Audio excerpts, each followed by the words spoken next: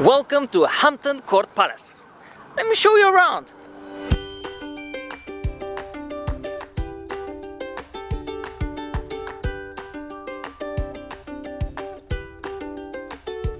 During the times of King Henry VIII, that palace was one of the over 50 palaces that were owned by the king. Today, there are only two left.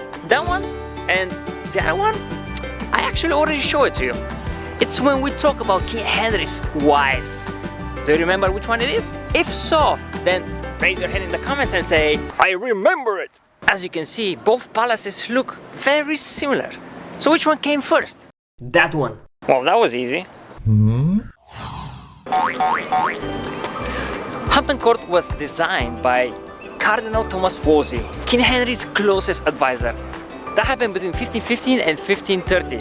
And when he designed it, he wasn't meant to be a royal house, just like Buckingham Palace. It was meant to be Wolsey's home sweet home. Problem arose on the horizon. You see, Wolsey did such a great job designing the place. He wanted to be magnific. And you can see that even while it was under construction. And then a gossip spread around that this place was going to be finer than all the palaces that the king owns. In 1529, just a year before the palace is finished, Wolsey is not much into favor anymore. So he leaves and leaves this to the king. Henry takes it as his own home and starts making it bigger. Just like him. The palace is currently in the possession of Queen Elizabeth II and the Crown, and it's open to the public and a major tourist attraction. Hampton Court went through a lot of reforms. Wolsey had one idea.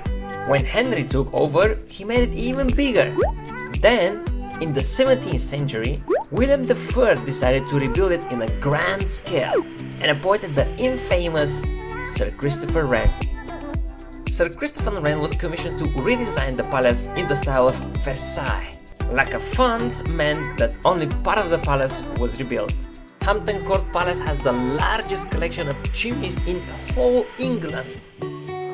This is base court.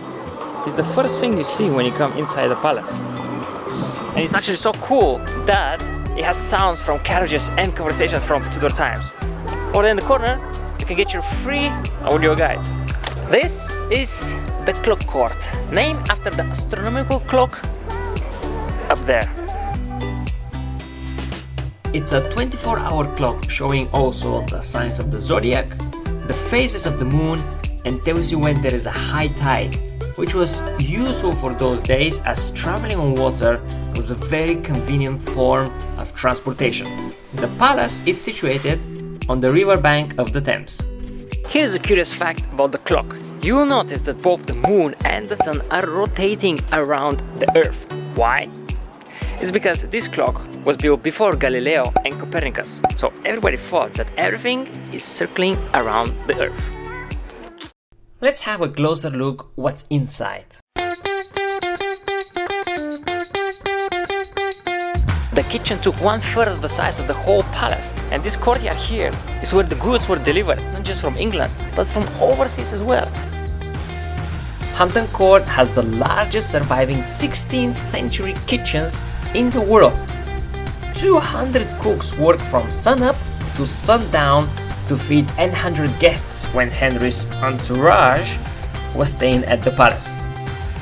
Burning a ton of wood in each of 6 huge fireplaces, the cooks were rewarded with as much beer as they could drink.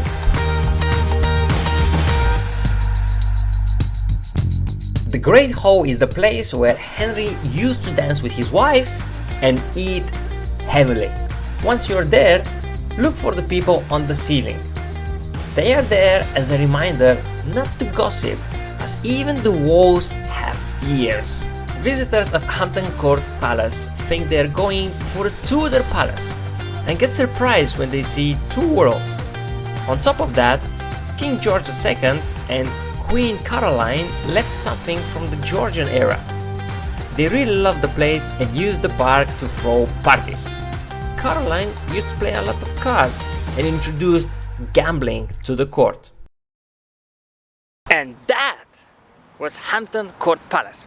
When you're buying your ticket, you see an optional route when you can take 1 hour, 2 hours, or 3 hours. But me, since I have to film everything, read everything, and hear everything, 4 hours weren't enough. I may come back here one day. Probably not. But if I have missed something, let me know in the comments. If you liked something particularly, let me know in the comments. And subscribe. Thanks for watching. I'll see you in the next one.